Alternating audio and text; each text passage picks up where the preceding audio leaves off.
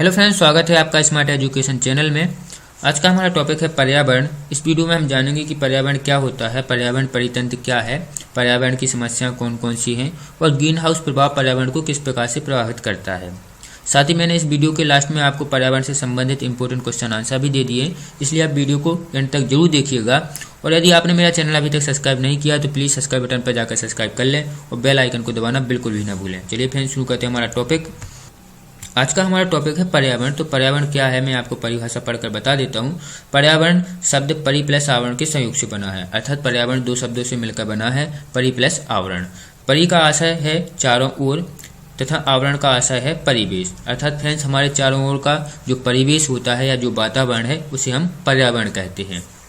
दूसरे शब्दों में कहें तो पर्यावरण अर्थात वनस्पति, प्राणियों, मानव जाति सहित सभी सजीवों और उसके साथ संबंधित भौतिक परिसर को पर्यावरण कहते हैं। तो दूसरे शब्दों में कहें तो फ्रेंड्स जो हमारे चारों ओर उपस्थित वनस्पतियां हैं, प्राणी हैं, मानव जाति हैं और जो भी सजीव है उनके साथ जो भौतिक परिसर या जो घटनाएं होती हैं वह सब पर्यावरण कहलाता है।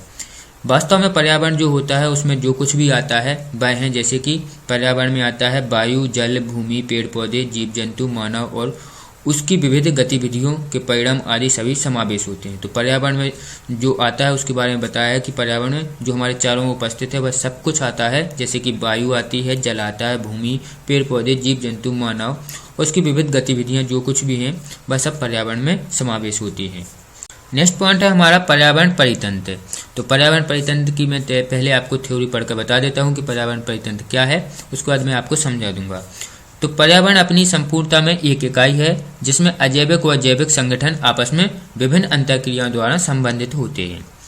इसकी यह विशेषता इसे एक परितंत्र का रूप प्रदान करती है, क्योंकि पारिस्थितिक तंत्र या परितंत्र पृथ्वी के किसी क्षेत्र में समस्त जैविक और अजैविक तत्वों के अंतर संबंधित समुच्चय को कहते हैं। अतः पर्यावरण भी एक परितंत्र है। तो फ्रेंड्स परितंत्र क्या है, मैं आपको बता दूं कि पृथ्वी पर उपस्थित प्रत्येक जैविक और अजैविक तत्वों के बीच में जो संबंध स्थापित होता है, संबंध होता है, उसे हम परितंत्र कहते हैं। जैसे कि प्रत्येक जैविक और अजैविक तत्व जो है एक दूसरे से संबंधित होते हैं या एक दूसरे पर डिपेंड होते हैं, इसे हम परितंत्र कहते हैं। इस प्रकार से जो श्रृंखला बनती है उसे परितंत्र कहते हैं। जैसा कि मैंने आपको यहाँ पर एक फिगर के जरिए समझाया है, पिक्चर के जरिए आपको समझाया है। तो इसमें मैंने आपको खाद्य श्रृंखला बताई है। तो इसमें जैसे कि आपको बताया कि पेड़ पौधे जो हैं जल और सूरज की किरणों के जरिए अपना भोजन बना के स्वयं बढ़ते हैं। उसके बाद जो कीट होते हैं, छोटे छोटे या हिरण जैसे जानवर होते हैं, जो प्राथमिक स्तर के जानवर होते हैं, उपभोक्ता होते हैं, वह इसे खाते हैं। उसके बाद कीटों को चूहे खा लेते हैं, चूहे को सांप। तो ये इस प्रकार से क्या है कि यह एक प्रकार श्रृंखला बना लेते हैं। तो इसे हम क्या बोलते हैं, परितंत्र। एक दूसरे से संबंधित होते हैं, एक दूसरे पर डिपेंड होते हैं, इसे हम बोलते हैं परितंत्र। नेक्स्ट जो आपको दिया गया वह है पृथ्वी पर पैमाने के हिसाब से सबसे बृहत्तम परितंत्र या सबसे बड़ा जो परितंत्र है वह है जैवमंडल को माना जाता है, जैवमंडल है। इसलिए याद रखिएगा फ्रेंड्स कि इस पृथ्वी पर जो सबसे बड़ा परितंत्र है पर्यावरण में वह है जैवमंडल। नेक्स्ट है आपका जो दिया गया है, जैवमंडल पृथ्वी पर वह भाग है जिसमें जीवधारी पाए जाते हैं और यह स्थलमंडल, जलमंडल और वायुमंडल में विख्यात है। तो जैवमंडल जो है वह पृथ्वी पर तीनों मंडलों में विख्यात है, स्थलमंडल, जलमंडल और वायुमंडल, क्योंकि जीव जो होते हैं वह तीनों मंडलों पर पाए जाते हैं। स्थल पर भी पाए जाते हैं, जल में भी पाए जाते हैं और वायुमंडल में भी पाए जाते हैं। तो जैवमंडल जो है पृथ्वी पर सबसे बड़ा परितंत्र है। यहाँ पर मैंने आपको आहार श्रृंखला के जरिए पर्यावरण परितंत्र को समझाने की कोशिश की है। तो फ्रेंड्स ध्यानपूर्वक समझिएगा। जो हमारे होते हैं सबसे पहले आहार श्रृंखला में जो है वह है सबसे पहले उत्पादक। तो उत्पादक क्या कहलाते हैं, जैसे पेड़ पौधे हुए तो ये हमारे उत्पादक हैं। उत्पादक कैसे ग्रोथ करते हैं, तो उत्पादक जल और सूरज की किरणों से अपना भोजन बनाते हैं, उसके बाद वह स्वयं ग्रोथ करते हैं। जो उत्पादक को खाने वाले प्राणी होते हैं उनको हम बोलते हैं प्राथमिक उपभोक्ता, जैसे कि शाकाहारी।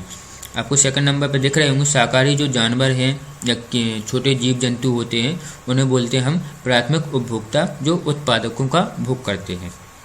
इसके बाद आता है हमारा द्वितीयक उपभोक्ता। तो द्वितीयक उपभोक्ता वह हैं जो प्राथमिक उपभोक्ताओं को खाते हैं, जैसे कि उन्हें कहते हैं हम मांसाहारी। जो द्वितीयक उपभोक्ता होते हैं वह होते हैं मांसाहारी। इसके बाद आता है हमारे तृतीयक उपभोक्ता, जिसे हम बोलते हैं शीर्ष मांसाहारी।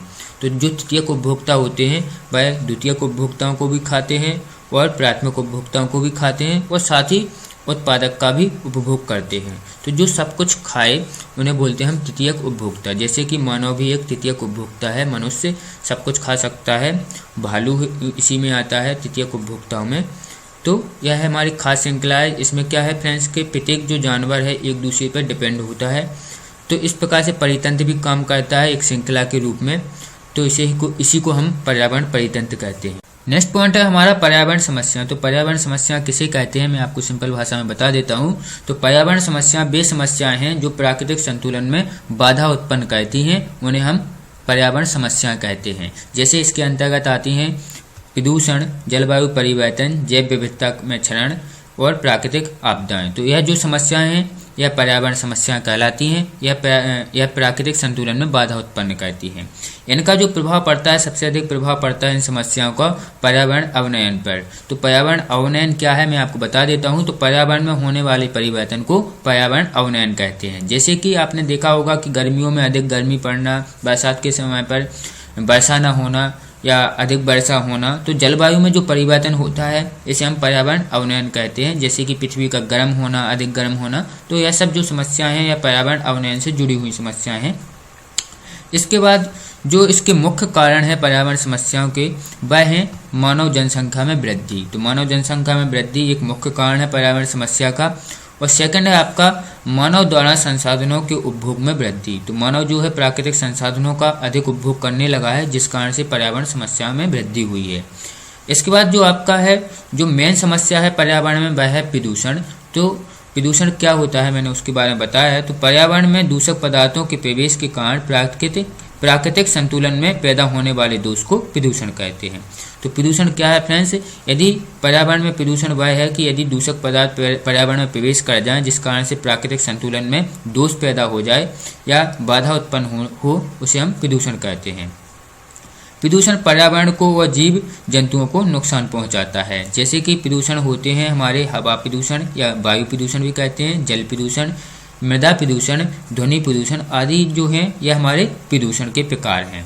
नेक्स्ट पॉइंट है हमारा ग्रीन हाउस प्रभाव। इसे हिंदी में बोलते हैं हरित गृह। तो पहले मैं आपको इसकी थ्योरी पढ़कर बता देता हूँ, फिर मैं आपको समझा दूंगा कि ग्रीन हाउस प्रभाव क्या होता है।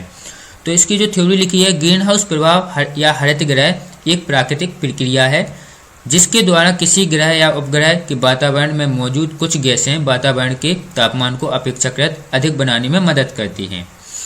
इन ग्रीन हाउस गैसों में कार्बन डाइऑक्साइड, जल वाष्प, मीथेन आदि शामिल हैं। यदि ग्रीन हाउस प्रभाव नहीं होता तो शायद ही पृथ्वी पर जीवन होता, क्योंकि तब पृथ्वी का औसत तापमान -80 डिग्री सेल्सियस होता, न कि वर्तमान औसत तापमान 15 डिग्री सेल्सियस की। धरती के वातावरण के तापमान को प्रभावित करने वाले अनेक कारक हैं, जिसमें से ग्रीन हाउस प्रभाव एक है। तो मैं आपको बता दूं कि ग्रीन हाउस प्रभाव क्या है फ्रेंड्स। तो हमारी पृथ्वी के चारों ओर जो वायुमंडल है इसमें क्या है, कार्बन डाइऑक्साइड, जलवाष्प और मीथेन की परत होती हैं। जो परतें क्या है, पृथ्वी के टेम्परेचर को बनाए रखती हैं। तो यह टेम्परेचर कैसे बनता है या ग्रीन हाउस प्रभाव प्रक्रिया कैसे होती है, तो मैं आपको बता दूं कि पृथ्वी जो सूरज है, सूरज से किरणें जो आती हैं वह पृथ्वी पर आती हैं। तो सूरज से जो किरणें आती हैं वह विकिरण के रूप में आती हैं। विकिरण छोटे छोटे विकिरणों के रूप में आती हैं, जिस कारण से क्या होता है, जो उस साइड से जब ये किरणें आती हैं विकिरण के रूप में, तो यह जो कार्बन डाइऑक्साइड, जलवाष्प और मीथेन की परत है उसको पार कर जाती हैं। छोटे छोटे विकिरण के रूप में आती हैं, जिस कारण से यह इसकी परत को पार कर जाती है। कार्बन डाइऑक्साइड, जलवाष्प और मीथेन की जो हमारे वायुमंडल में परत है उसको पार कर जाती हैं। इन विकिरणों को पृथ्वी सोख लेती है दिन के समय पर, और जब रात होती है तो इन विकिरणों को पृथ्वी रिलीज करती है। तो मैंने जैसा कि आपको बताया कि सूरज से जो किरणें आई हैं वह विकिरण के रूप में आई हैं, लेकिन पृथ्वी जब इसे रिलीज करती है तो इसे एक वेव के रूप में रिलीज करती है। विकिरण बहुत छोटे छोटे होते हैं, वेव बड़ी होती हैं। तो जो वेव के रूप में पृथ्वी इस ऊर्जा को रिलीज करती है, तो जो हमारे वायुमंडल में कार्बन डाइऑक्साइड, जलवाष्प और मीथेन की गैस की जो परतें हैं यह इन वेव्स को वापस भेज देती हैं। जैसे कि इस फिगर में दिख रहा है, इन वेव्स को बाहर नहीं जाने देती और इसे पृथ्वी पर वापस भेज देती हैं, जिस कारण से हमारी पृथ्वी का टेम्परेचर बना रहता है और यह सारी प्रक्रिया ग्रीन हाउस प्रभाव कहलाती है। यहाँ पर फ्रेंड्स मैंने कुछ पर्यावरण से संबंधित आपके लिए प्रश्न उत्तर दे दिए हैं, तो मैं आपको प्रश्न और उसका उत्तर पढ़कर बता देता हूँ। तो आपका पहला प्रश्न है, भारत में सबसे अधिक वन किस प्रदेश में पाए जाते हैं? तो आपका उत्तर है मध्य प्रदेश। नेक्स्ट प्रश्न है आपका, पौधे अपनी खाद्य निर्माण प्रक्रिया में कार्बन डाइऑक्साइड गैस वायुमंडल से लेते हैं और बदले में जीवधारियों को सांस लेने के लिए मुक्त करते हैं, तो ऑक्सीजन को मुक्त करते हैं। इसके बाद आपका नेक्स्ट प्रश्न है सल्फर डाइऑक्साइड कार्बन मोनोऑक्साइड द्वारा कौन सा प्रदूषण होता है, तो सल्फर डाइऑक्साइड और कार्बन मोनोऑक्साइड द्वारा वायु प्रदूषण होता है। इसके बाद आपका नेक्स्ट प्रश्न है बायोकेमिकल ऑक्सीजन डिमांड परीक्षा किस प्रदूषण को मापने के लिए की जाती है, तो यह जो परीक्षा की जाती है, परीक्षण किया जाता है या जल प्रदूषण मापने के लिए किया जाता है। इसके बाद आपका नेक्स्ट प्रश्न है पेरोक्सी एसिटिल नाइट्रेट क्या है, तो यह एक वायु प्रदूषण है। इसके बाद आपका जो नेक्स्ट प्रश्न है वह है राष्ट्रीय पर्यावरण अनुसंधान केंद्र कहाँ स्थित है, तो राष्ट्रीय पर्यावरण अनुसंधान केंद्र नागपुर में स्थित है, महाराष्ट्र में आता है आपका। इसके बाद इसका आपका जो 7 प्रश्न है वह है वायुमंडल में ओजोन परत हमारी रक्षा किन किरणों से करती है, तो वह सूर्य से आने वाली पराबैंगनी किरणों से हमारी रक्षा करती है। इसके बाद आपका नेक्स्ट प्रश्न है वायुमंडल में कौन सी गैस सर्वाधिक पाई जाती है, तो वायुमंडल में जो गैस सर्वाधिक मात्रा में पाई जाती है वह है नाइट्रोजन गैस। इसके बाद आपका नेक्स्ट प्रश्न है आकाश नीला किसके कारण दिखाई देता है, तो आकाश जो नीला दिखाई देता है वह विकिरण के कारण दिखाई देता है। इसके बाद आपका जो नेक्स्ट प्रश्न है विश्व पर्यावरण दिवस किस तिथि को मनाया जाता है, इंपोर्टेंट क्वेश्चन है फ्रेंड्स।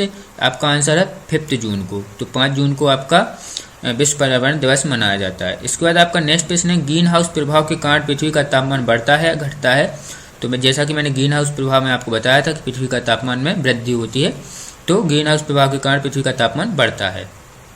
इसके बाद आपका जो नेक्स्ट प्रश्न है वह है पर्यावरण का दुश्मन किस वृक्ष को कहा जाता है, तो पर्यावरण का जो दुश्मन है वह है यूकेलिप्टिक या सफेदा को कहा जाता है, क्योंकि यह वृक्ष जो होता है इसकी जड़ें बहुत ही गहराई तक जाती हैं ज़मीन में, और ज़मीन के अंदर वाले जो जल है उसको सोख लेता है, या भूमिगत जो जल है उसको कम कर देता है यह वृक्ष, इसलिए इसे पर्यावरण का दुश्मन कहा जाता है।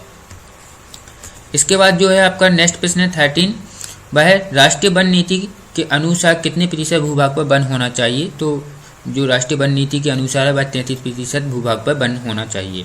नेक्स्ट प्रश्न है आपका ग्रीन पीस क्या है, तो ग्रीन पीस जो है वह पर्यावरण एक योजना है, ग्रीन जो है यह पर्यावरण से संबंधित एक योजना थी। इसके बाद आपका जो नेक्स्ट प्रश्न है चिपको आंदोलन के पीछे मुख्य उद्देश्य क्या था, तो चिपको आंदोलन जो चलाया गया था वह वनों की रक्षा के लिए चलाया गया था।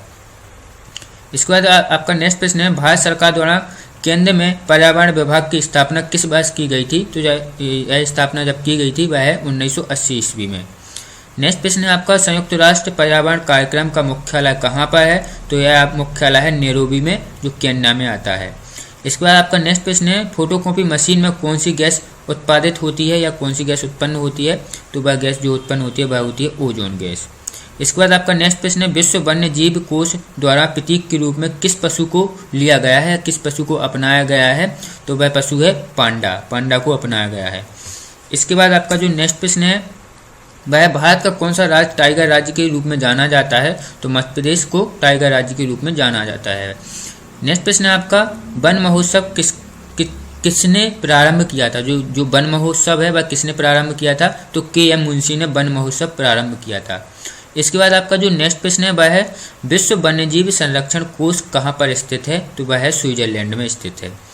इसके बाद आपका जो नेक्स्ट प्रश्न है वह है सबसे प्राचीन काल से उगाया जाने वाला फल वृक्ष कौन सा है, तो वह है खजूर। जो खजूर है वह बहुत ही प्राचीन काल से उगाया जाने वाला फल वृक्ष है। इसके बाद जो आपका नेक्स्ट प्रश्न है वह है सफोकेशन क्या है, तो जो सफोकेशन है वह है ऑक्सीजन की कमी का जीवों पर प्रभाव, तो ऑक्सीजन की कमी के कारण जो जीवों पर प्रभाव पड़ता है उसको सफोकेशन कहते हैं। इसके बाद आपका जो नेक्स्ट प्रश्न है वह है जलवायु परिवर्तन में किन गैसों की मुख्य भूमिका होती है, तो ग्रीन हाउस गैसों की मुख्य भूमिका होती है। और ग्रीन हाउस गैसें कौन कौन सी होती है मैंने आपको बताया था, carbon dioxide gas, methane gas और जलवाष्प, तो यही जलवायु परिवर्तन में मुख्य गैसें होती हैं। इसके बाद आपका जो नेक्स्ट प्रश्न है सर्वाधिक ओजोन क्षयकारी गैस कौन सी है, किस गैस के कारण सर्वाधिक ओजोन का क्षयकरण होता है, तो वह गैस है आपकी CFC या क्लोरोफ्लोरोकार्बन भी कहते हैं इसे, CFC गैस है। नेक्स्ट प्रश्न है आपका क्लोरोफ्लोरोकार्बन किन गैसों का संयुक्त रूप है, तो क्लोरोफ्लोरोकार्बन जो है वह क्लोरीन और क्लोरीन एवं कार्बन का संयुक्त रूप है। इसके बाद आपका नेक्स्ट प्रश्न है भूतल पर CFC गैस का प्रयोग कहाँ कहाँ होता है, तो भूतल पर CFC गैस का प्रयोग रेफ्रिजरेटर फ्रिज के अंदर होता है और हेयर स्प्रे में होता है, शेविंग क्रीम में होता है, विविध सौंदर्य के सामान बनाए जाते हैं उनमें भी CFC गैस का प्रयोग होता है। इसके बाद आपका नेक्स्ट प्रश्न है ग्रीन हाउस प्रभाव का प्रत्यक्ष परिणाम क्या होता है, तो ग्रीन हाउस प्रभाव का जो प्रत्यक्ष परिणाम होता है वह होता है ग्लेशियर पिघलने लगते हैं, अर्थात पृथ्वी का जो टेम्परेचर है वह बढ़ जाता है, जिस कारण से ग्लेशियर पिघलने लगते हैं। इसके बाद आपका जो नेक्स्ट प्रश्न है वह है भारत में वृक्षों का आदमी किसे कहा जाता है। तो भारत में जो है वृक्षों का आदमी किसे कहा जाता है, वह उन्हें कहा जाता है सुंदरलाल बहुगुणा को। तो आपका सही जो आंसर है वह है सुंदरलाल बहुगुणा को वृक्षों का आदमी कहा जाता है। इसके बाद आपका नेक्स्ट प्रश्न है सर्वाधिक जैव विविधता कहाँ पाई जाती है। जो सर्वाधिक जैव विविधता पाई जाती है वह पाई जाती है ट्रॉपिकल रेन फॉरेस्ट। जो ट्रॉपिकल रेन फॉरेस्ट है यह पृथ्वी का भूमध्य रेखा जो होती है, पृथ्वी की भूमध्य रेखा, वहाँ पर जो वृक्ष पाए जाते हैं, उस रेखा में जो वृक्ष पाए जाते हैं या जो फॉरेस्ट पाए जाते हैं उन्हें ट्रॉपिकल रेन फॉरेस्ट कहते हैं। वहाँ पर अधिक आर्द्रता के कारण क्या होता है, वहाँ पर सूरज की किरणें सीधी पड़ती हैं भूमध्य रेखा पर, जिस कारण से वहाँ पर आर्द्रता बहुत होती है और आर्द्रता बहुत होने के कारण वहाँ पर बहुत ज़्यादा बारिश होती है। तो इसलिए उसे क्या बोलते हैं, ट्रॉपिकल रेन फॉरेस्ट बोलते हैं। तो सर्वाधिक जो जैव विविधता पाई जाती है वह पाई जाती है ट्रॉपिकल रेन फॉरेस्ट में या पृथ्वी पर जो भूमध्य रेखा है उस पर। इसके बाद आपका जो नेक्स्ट प्रश्न है वह है बायोटेक्नोलॉजी पार्क कहाँ स्थित है। तो वह है आपका जो बायोटेक्नोलॉजी पार्क है वह लखनऊ में स्थित है। इसके बाद आपका जो नेक्स्ट प्रश्न है वह है पृथ्वी दिवस कब मनाया जाता है। तो पृथ्वी दिवस जो है 22 अप्रैल के दिन मनाया जाता है। इसके बाद आपका नेक्स्ट है प्रश्न भविष्य का ईंधन किसे कहा जाता है। तो भविष्य का जो ईंधन है वह हाइड्रोजन को कहा जाता है। इसके बाद नेक्स्ट प्रश्न है आपका पर्यावरण का रक्षा कवच किसे कहा जाता है। तो ओजोन परत को पर्यावरण का रक्षा कवच कहा जाता है। इसके बाद आपका नेक्स्ट प्रश्न है 36 रेड डाटा बुक का संबंध किससे है। तो रेड डाटा जो बुक है उसका संबंध है विलुप्त के संकट से ग्रस्त जीवों पर।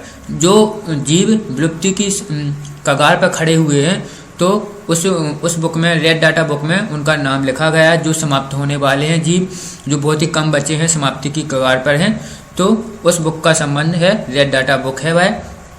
इसके बाद आपका जो नेक्स्ट प्रश्न है वह है विश्व का सबसे प्रदूषित नगर कौन सा है। तो विश्व का सबसे प्रदूषित नगर है मैक्सिको सिटी।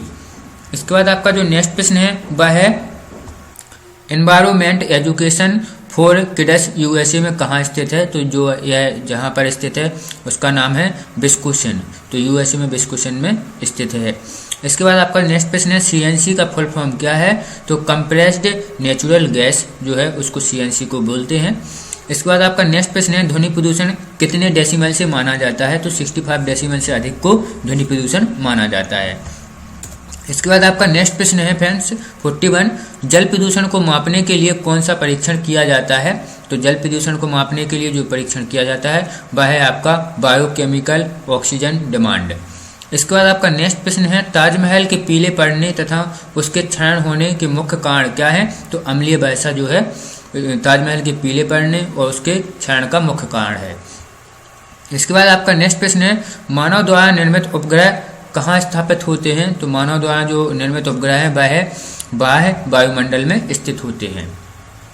इसके बाद आपका नेक्स्ट प्रश्न है देश का पारिस्थितिक अनुसंधान एवं प्रशिक्षण केंद्र कहाँ स्थित है। तो बेंगलोर में स्थित है। बेंगलोर कर्नाटक के अंदर आता है, तो बेंगलोर में यह स्थित है। इसके बाद आपका नेक्स्ट प्रश्न है भारत का पर्यावरण शिक्षा केंद्र कहाँ स्थित है। तो भारत का पर्यावरण शिक्षा केंद्र गुजरात में अहमदाबाद में स्थित है। इसके बाद आपका नेक्स्ट प्रश्न है इंदिरा गांधी वानिकी अकेडमी कहाँ स्थित है। तो यह आपकी जो अकेडमी स्थित है वह है देहरादून में। इसके बाद आपका नेक्स्ट प्रश्न है विश्व वानिकी दिवस कब मनाया जाता है। तो विश्व वानिकी दिवस जो है 21 मार्च को मनाया जाता है। इसके बाद फ्रेंड्स आपका 48 प्रश्न है भारतीय वन सर्वेक्षण का मुख्यालय कहाँ स्थित है। तो भारतीय वन सर्वेक्षण का मुख्यालय देहरादून में स्थित है। इसके बाद आपका नेक्स्ट प्रश्न है भारतीय वन प्रबंधन संस्थान कहाँ पर है। तो भारतीय वन प्रबंधन संस्थान जो है वह भोपाल में स्थित है। इसके बाद आपका नेक्स्ट प्रश्न है प्रदूषण वायु प्रदूषकों का विश्वसनीय संकेतक क्या है। तो जो प्रदूषण है फ्रेंड्स वायु प्रदूषकों का विश्वसनीय संकेत क्या है। तो वह आपका जो संकेत है वह है लाइकेंस तथा मॉस। यह वायु प्रदूषणों का विश्वसनीय संकेत है। इसके बाद आपका जो है नेक्स्ट प्रश्न वह है मोटर कार से उत्पन्न प्रदूषक जो मानसिक रोग को पैदा करते हैं उसे बोलते हैं हम पीबी। मोटर कार से जो प्रदूषण उत्पन्न होता है उससे जो मानव पर मानसिक रोग उत्पन्न होता है उसे क्या कहते हैं, उसे कहते हैं पीबी। इसके बाद आपका नेक्स्ट प्रश्न है कौन सा प्रदूषण जैव अक्षकारी प्रदूषण है, जो जैव अक्षकारी प्रदूषण है वह है DDI प्रदूषण। इसके बाद आपका नेक्स्ट प्रश्न है प्लास्टिक पारा कौन सी गैस वायु को प्रदूषित नहीं करती। तो प्लास्टिक पारा कौन सी गैस वायु को प्रदूषित नहीं करती है, तो वह गैस है आपकी कार्बन डाइऑक्साइड गैस। तो जैसा कि मैंने आपको बोला है कि हाँ, आप फ्रेंड्स यहाँ पे याद रखिएगा कि CO2 गैस जो है वह वायु प्रदूषण नहीं करती है। CO2 सिर्फ पृथ्वी के तापमान में वृद्धि कर देती है। यदि CO2 गैस अधिक हो जाए तो पृथ्वी के तापमान में वृद्धि हो जाएगी, कम हो जाए तो पृथ्वी के तापमान में कमी आ जाती है, लेकिन यह वायु प्रदूषण नहीं करती है। इसके बाद आपका नेक्स्ट प्रश्न है ऊर्जा के किस रूप में प्रदूषण की समस्या नहीं होती है। तो सौर ऊर्जा में प्रदूषण की समस्या नहीं होती है। इसके बाद आपका नेक्स्ट प्रश्न है 55 राष्ट्रीय पर्यावरण अभियांत्रिकी संस्थान कहाँ स्थित है। तो यह संस्थान जो आपकी स्थित है वह नागपुर में स्थित है। इसके बाद आपका नेक्स्ट प्रश्न है मानव जनित प्रदूषण क्या कहलाते हैं। तो जो मानव जनित प्रदूषण है, मानव द्वारा प्रदूषण फैलाए जाते हैं, उनको हम कहते हैं परजैविक प्रदूषण। इसके बाद आपका नेक्स्ट प्रश्न है वायुमंडल में जिस ओजोन छिद्र का पता लगाया गया था वह कहाँ है। तो वह अंटार्कटिका के ऊपर है। फ्रेंड्स मैं आपको बता दूं कि वह छिद्र जो था वह पहले था, अब नहीं है, वह बंद हो चुका है, तो वह अंटार्कटिका के ऊपर था। इसके बाद आपका 58 प्रश्न है वायुमंडल की ओजोन परत किसका अवशोषण करती है। तो वायुमंडल की जो ओजोन परत है वह अल्ट्रावायलेट किरणों का अवशोषण करती है।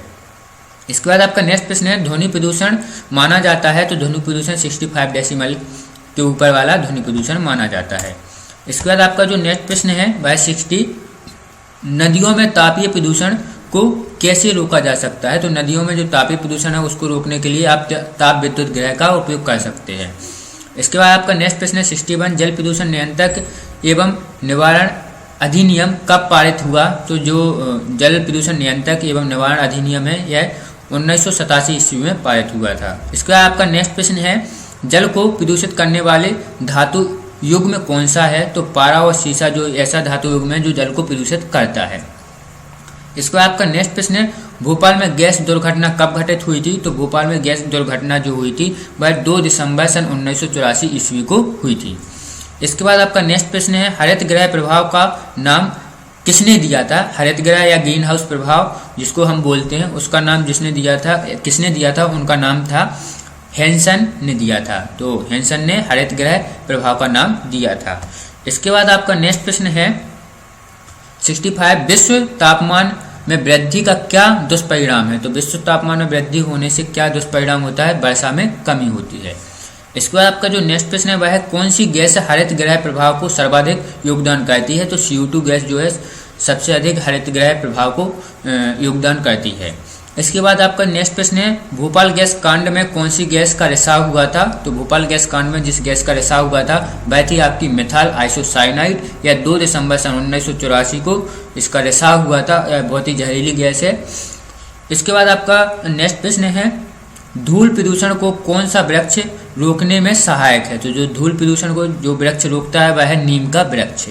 इसके बाद आपका नेक्स्ट प्रश्न है कौन सी गैस विश्व उष्णता के लिए उत्तरदायी है। तो कार्बन डाइऑक्साइड और मीथेन गैस विश्व उष्णता के लिए उत्तरदायी है। इसके साथ फ्रेंड्स आपके प्रश्न खत्म होते हैं। यदि आपको मेरा वीडियो पसंद आया हो तो प्लीज़ लाइक एवं कमेंट जरूर कीजिएगा और अपने दोस्तों को शेयर कीजिएगा। यदि फ्रेंड्स आपने मेरा चैनल अभी तक सब्सक्राइब नहीं किया तो प्लीज़ सब्सक्राइब बटन पर जाकर सब्सक्राइब कर लें और फ्रेंड्स बेल आइकन को दबाना ना भूलें। Thanks for watching my video friends.